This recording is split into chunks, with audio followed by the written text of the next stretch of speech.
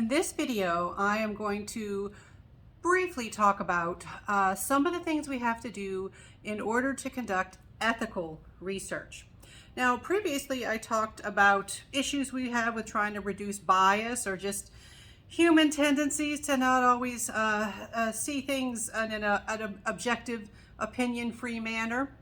In addition to problems with bias, there are various things that we have to watch out for when we're conducting research. When we're conducting research, we ultimately want to get interesting results.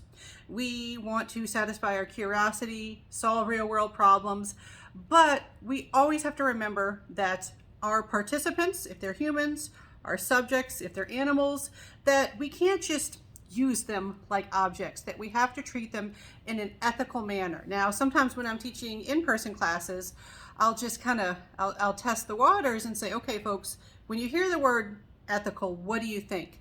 And sometimes I will get students who are very honest and they say, oh, it's one of those things, like I know it when I see it, but I'm not quite sure what the definition is. Ethics have to do with doing what is right. All right, that's related to morality, not quite the same thing. And ethics do ultimately, in a professional setting, they involve sort of rules or guidelines that you're supposed to follow. So even though movies often have the evil scientist character, or at least some of them do, we're not supposed to do that. We're not supposed to, we are supposed to conduct our research in an ethical manner. So what are some of the things that we have to do?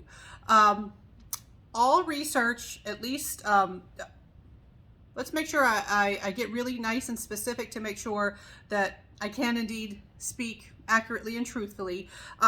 In the United States. I'm teaching in the United States, and there are going to be some similarities with other places too. But in the United States, to conduct research, any research, whether it's a simple survey, a student project, just a little marketing focus group or something, with any kind of research, you are supposed to get approval, all right, from a specific type of group called an institutional review board. An institutional review board is often abbreviated IRB. And so anytime you're conducting research, you have to submit an application to the IRB. And the IRB is a group of people. It's supposed to be multiple people from multiple fields. Ideally, you even get an outsider, like someone not affiliated with the institution in there, someone who is not biased towards the institution. But the idea is you have people with a variety of backgrounds who are trained and knowledgeable about the ethical guidelines that are currently exist for scientific research, and they determine if any research project follows those guidelines, follows those rules. Now, currently, there's a lot of rules. There's for psychological research, the American Psychological Association does have its own ethics guidelines, and they're pretty thick, they're pretty lengthy, so I am not going to give you, the full coverage. I'm going to talk about some of the major ones.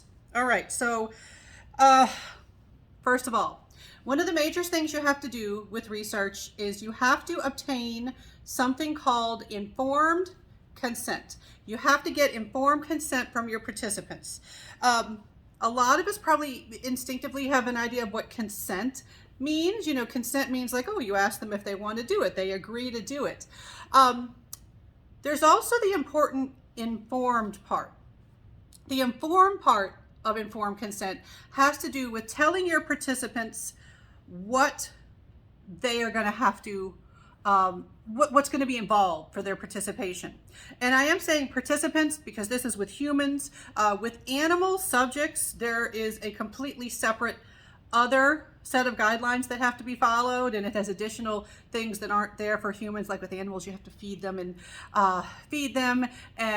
clean up their enclosures and things like that, things you don't have to do with humans. Focusing on human research, you have to get informed consent. So the informed part is you let them know what they're getting into. Now, you don't tell them like your hypothesis, you don't tell them information that's going to bias them and change their behavior, but you let them know things like, how long is this going to take? Are there any risks? any relevant information they need to know about, like, hey, this is going to, like, this is going to be 6 hours long. You might want to eat before you come here. Or we have specific instructions that you don't eat before you come here for this particular study. Various things are going to be relevant for informed consent. You give all the relevant information so that your participants can make a decision about whether they want to participate in your study. Now, legally, who can give informed consent? You have to be a legal adult or be 18 years old. This is why in my classes where we give course credit for participation in psychological research, we do have some freshmen that are not 18 yet, so we have to give them an alternative assignment. And that's why, because they can, we could get consent from their parents, but it's more difficult for some students than others. So we just say, yeah, if you can't give informed consent on your own, we have an alternative assignment for you. So you do have to be at least 18. And then sometimes if a person has limited cognitive capacity, there may be issues with them giving consent, so their guardian might have to give consent. If you do research with minors, with people under 18, a lot of developmental research involves minors, you get consent from whoever their guardian is, their parent or other legal guardian. All right, so consent is important. They have to know about what they're signing on to, and importantly, any potential risks. You have to make the effort to identify any possible risks and let them know about any possible risks. So if they don't want to take those risks, they can say, no, I don't want to be involved in your study. Now, another important thing that you have to do is, and this is very general but very important, minimize harm to participants. You might have heard, like in medicine, there's the saying, first, do no harm. We have that in research too. Do no harm. Ultimately, it's good if your research benefits people, but definitely your research should not introduce harm. People should not gain any new harm, that any kind of negative experiences or consequences that should not be a result of participation in your study. So sometimes harm is unavoidable, though. Like when I was at a different university, there was a researcher there who researched pain. He specifically was interested in studying pathways in the brain involved in pain sensation, and then also working with a pharmaceutical company, trying to help alleviate pain. Well, if you're going to do research on pain, it's unlikely that there be no. Participants probably, if they're human participants, because they also did some animal studies, they're probably going to have to experience some pain. But the idea is to minimize harm. Only what is necessary to conduct the study, and you have informed consent, so people know what they're signing on to. All right. If you can eliminate harm, eliminate it, but minimize it. So, like, if there's a question you want to include in a survey, and there's a way you can ask it so it would be less potentially upsetting, you ask it in that way. If you can do things in a way that would be less upsetting, less stressful, less traumatic, less painful, anything like that, you reduce. You minimize harm to the greatest extent. You try to get it where there's no harm, or at least the least amount of harm possible, to test that hypothesis. All right. And then another important thing to consider when we talk about minimizing harm is sort of thinking of a balance, a risk-benefit ratio. All right. So the idea is, if there is some kind of discomfort involved in the study, the benefits from the study should outweigh the risks. Like for the pain study, it's like, well, yes, there is discomfort involved in this study, but it could lead to better pain medication. That would be a great benefit. And then people get informed consent to say, yes, I'd like to contribute to this. All right. So another thing to keep in mind, another goal in ethical research, avoiding deception whenever possible. Now, we know what deception is, right? We're talking about dishonesty. We're talking about lying, omitting information. And you might be thinking, well, shouldn't you never do that? Our parents told us not to lie. Shouldn't we not lie? The reality is that some research involves some degree of deception. Like sometimes you have to withhold information to get honest behavior from participants. Like if you were studying people's fear, startle response, you can't tell them, hey, I'm about to scare you, because then you're not going to act the same way as if they just go ahead and startle you. That's one situation where you have to have a little bit of deception. You don't tell them everything. You withhold some information. You might tell participants that the study is of one variable, but really it's another, because they would act differently if they knew what you were really studying. We'll actually talk about some examples of that in other chapters, where sometimes you don't tell them the true purpose of the study because that deception is needed to get genuine behavior, genuine results. Now, when you do use deception, though, there are strict rules for when you use deception. First of all, you have to show that you cannot conduct the study without including the deception. And when you do include deception, you have to come clean with your participants. There is this thing that we do called debriefing. Typically, it's done after a study.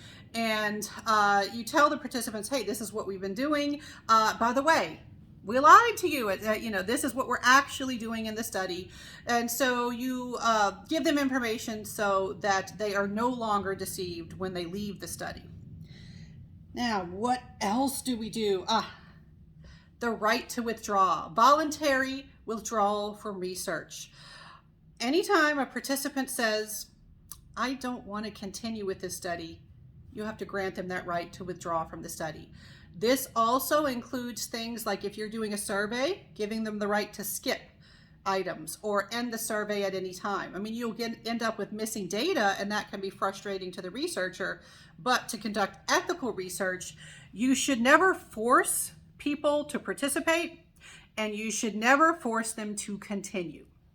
All right, research participation should be voluntary, and continuing research participation has to be voluntary too.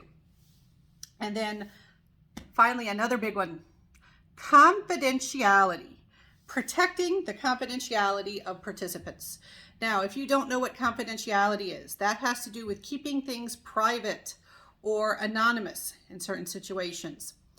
In research, we don't share information about our participants, with anyone who doesn't need to know it. And so typically you're only sharing information with members of the research team. And even then, it might just be one member of the research team who actually knows any kind of personal information, often because they have to give people credit for participating. Like if it's a paid study, they have to know who to give the money to.